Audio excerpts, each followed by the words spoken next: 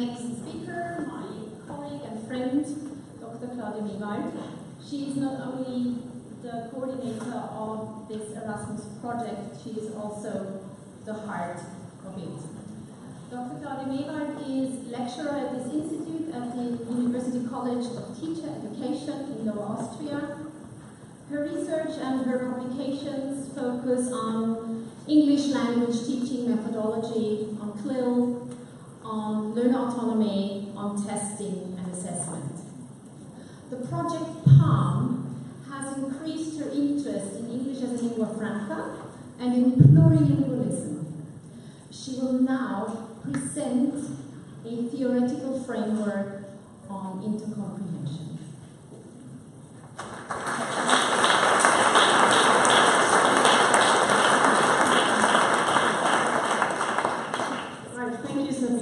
You can see our shared upbringing. The University of East Anglia teaches you to base anything which is on a theoretical framework. We developed this theoretical framework, FRINCOM, a framework for intercomprehension, with the idea that what we are doing with the children and in task development together with our students, trainee teachers, requires some background. Our goals in general are to encourage autonomous language acquisition with an interactive platform, PALM. 6 to 14-year-old learners, already mentioned, produce authentic and engaging texts. Not always, I have to admit, without any teacher intervention, but most of the time. Our teacher trainees, and in some cases, especially in Cyprus, also the pupils themselves produce learning materials and online games to accompany these texts.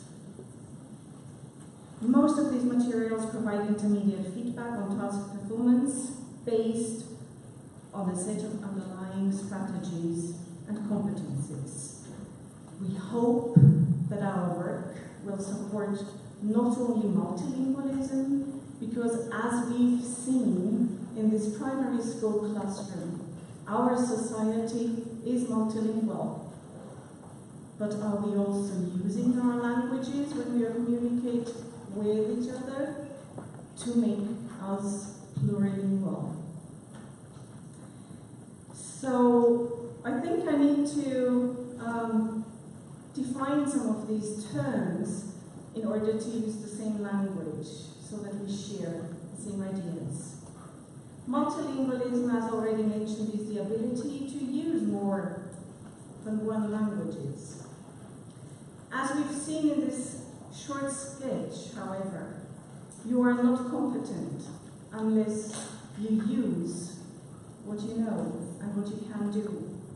If you are plurilingual, you use more than one languages in one conversation for the purpose of effective communication. Intercomprehension plays an important role in this because it is the ability to make sense of written and spoken texts in languages that we have not yet acquired or studied. When we intercomprehend, we also become able to translanguage, to actually use our acquired languages of words and text, but also of body language, music, or art, to understand and communicate in the other languages. A lingua franca is quite useful in such situations. This would be a language that all these people share when they are communicating. It is a characteristic trait of intercomprehension, suggests Doyer, that it doesn't demand the ability of verbal production in the target language. So we can have intercomprehension comprehension competence if we just understand these languages without having studied them. However, we can also perform and then we use our own languages to understand the others. So intercomprehension is actually an alternative or a complement to English or any other shared language as a lingua franca. The more widely spoken languages are therefore often called bridge languages. Although these bridge languages can be incredibly effective, especially in learning situations, there are also dangers of using them.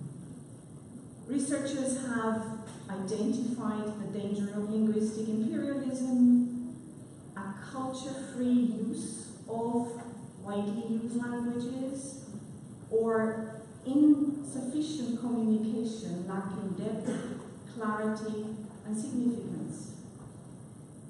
There is also, some researchers suggest, a potential depreciation of the first or family languages of learners. So if we consider intercomprehension a complement to a lingua franca that actually exploits previously acquired areas in making sense of languages not studied, then actually we are making use of a highly individual and dynamic process and development. Teachers can actually foster this intercomprehension through learning designs that make conscious and unconscious intercomprehension possible. Through creating the necessary conditions of learning that facilitate multilingual acquisition processes that encourage the development of intercomprehension as a guiding principle. In order to finally help our pupils acquire the strategies needed for the understanding of the texts and the utterances of any new language they might encounter in their future lives. Our framework is based on the ideas that what we do in teaching and learning requires authenticity, scaffolding, awareness, sensitivity, autonomy, and strategies. Especially important, we consider lexical development of our learners and immediate feedback in whatever they are doing, especially in an environment of a platform. Let me focus on authenticity a bit, although Laetitia has already emphasized this a lot. We look at authenticity in terms of the input, the learner's interpretations of texts, but also the authenticity of the tasks and the classroom itself. Authentic texts, as you have just seen, the friendship bench, or the little texts of a very young learner here who writes about his experience of acting out a story or a book he's read about, the mitten. The friendship bench, this is a transcript that we are actually in the process of analyzing together with the other texts from a different perspective than Laetitia. We are using for English Text Inspector to see what level native speakers at that age usually perform in and what kind of language they are using, what the length of their sentences is. Because we think it is crucial and important as language learners and language teachers to know that in a learning or teaching situation, we should not try to use language different from what the same age group is doing in their family languages. Sometimes we expect a lot more complex language in a new language than in our family language, which is a bit bizarre, we find. Still, young language learners bring to the classroom quite authentic experiences with language. They actually are used to inferring information without understanding everything. In their families, most of the children experience plurilingual situations where individual members speak diverse languages. And they have a completely positive, relaxed, and unharmed attitude towards new languages for this reason. We shouldn't destroy this, looking for perfectionism in a new language at school. The authenticity of our learning environment that we are providing through the platform is considered an exposure to target language, but also it brings the kind of entertainment this age group is looking for. They want to enjoy reading or listening. They have an authentic reason to write something or to video record something, to publish it for other young learners on the platform. They communicate and interact with each other, they create community through this, and they learn to organize their own learning if they are using the platform individually. So the authenticity of the texts, the actual social situation, and that of the tasks is what we consider authenticity in this project. Also important are the tasks that provide the learners with strategic information about how to go about language learning. And this is done in quizzes and more open activities. The strategies that we are actually looking for are strategies of concrete language use, of more abstract understanding, analytical understanding of language, leading to a creative, critical understanding of what they are reading or listening to. We are trying to implement this in the quizzes that have items that are specifically designed to trigger the use of specific language strategies.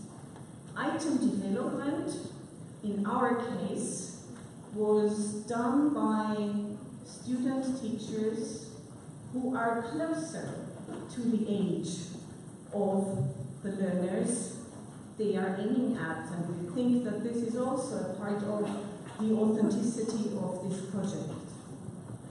Closer than many authors of learning and teaching materials, I wanted to say.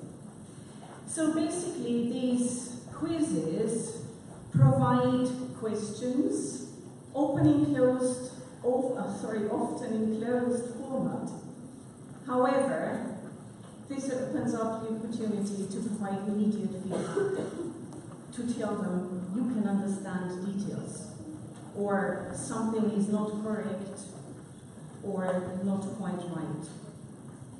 We look for the understanding of words and phrases, or overall understanding the main idea of the text, and increase the complexity of understanding to the understanding of explicit information, differentiating it from details, inferring meaning in a text, or providing a personal response. The learners then receive a feedback that's possibly more comprehensible for their teachers, but it actually gives them the opportunity to see what they can already do. Awareness. Awareness of what is important in intercultural, transcultural learning situations is another focus of our project. And especially when we want to raise the awareness of learners, we have those open questions for them. We want them to learn that they can make use of all their competences. We want to encourage the use of all their resources within language families and in teaching and learning through translinguistic models. We hope that many learners will upload the singular words they find in the texts and those they think they would like to add. Scaffolding is important in any kind of teaching situation. We all know this. Scaffolding from the conceptual to the metacognitive level. Of course, the platform is sometimes more focused on the very basic conceptual things. We diagnose, or we help the learners diagnose their own readiness, and then we select for them, or they select the next text in order to be able to understand. Lexical notebooks or interactive games help them. This one was produced by our colleague Maria Heron, and I was surprised that without being able to speak Spanish, I could actually really do that activity through using my intercomprehension competence. I could then read her more elaborate mind map, and after having done that, after her scaffolding for me, I could understand parts of the video and do parts of the text. This made me more autonomous in my language learning process of Spanish. At a very technical level, of course, and all the other levels need to follow, but the measures a teacher can take is assistance, and it is not interference. The platform makes the idea of the assistant teacher, platform teacher, comprehensible. So we act in a self-directed way, and we actually foster our autonomy depending on our age and our readiness for autonomy, of course. This is an example for a material that we hope will support autonomy within the classroom situation in the afternoon. Sabine is going to show you a more interactive, virtual design of a flipped classroom. Altogether, sensitivity is something that's highly important for us. Sensitivity between the languages and the cultures, already mentioned by Laetitia.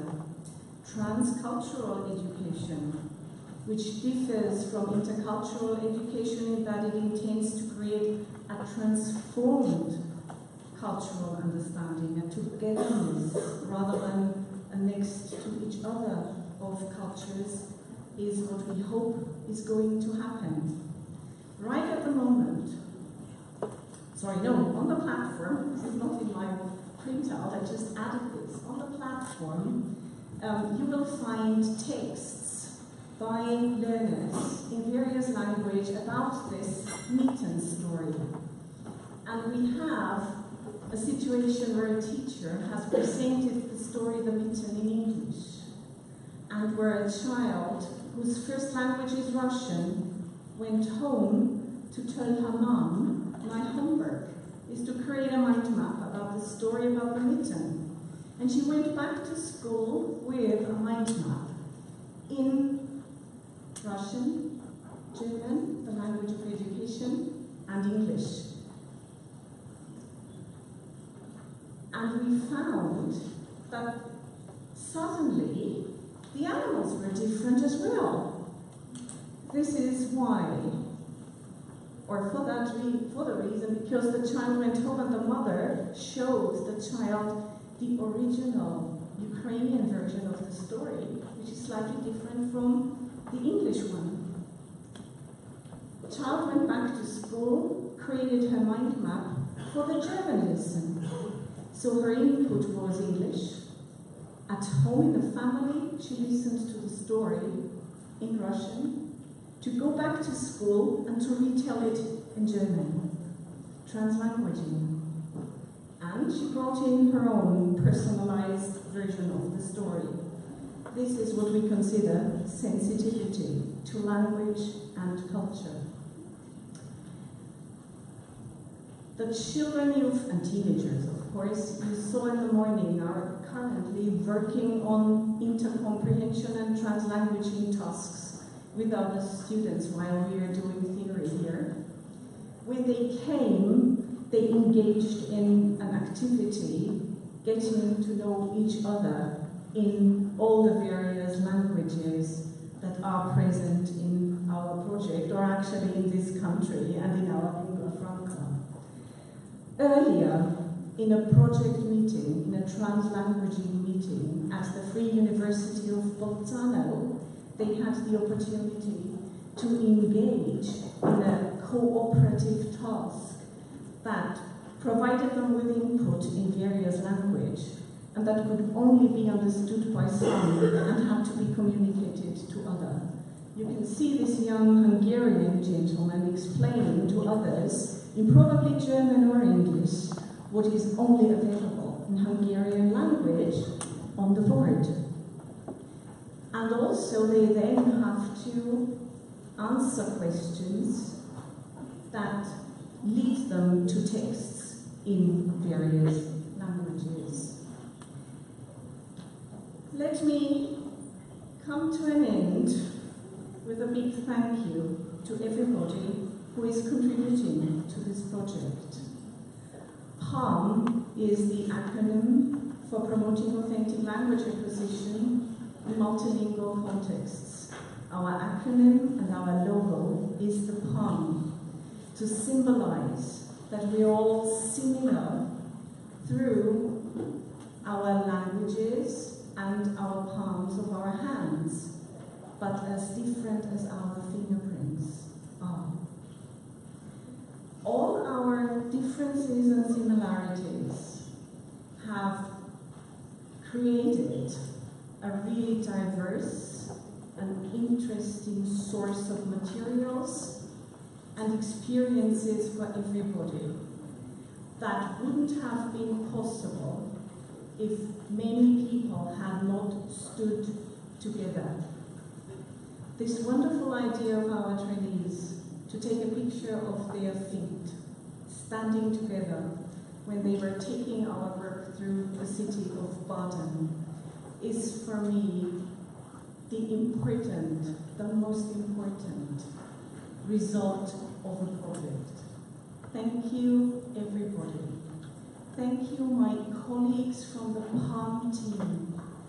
Thank you, my colleagues here from the University College of Teacher Education in Baden.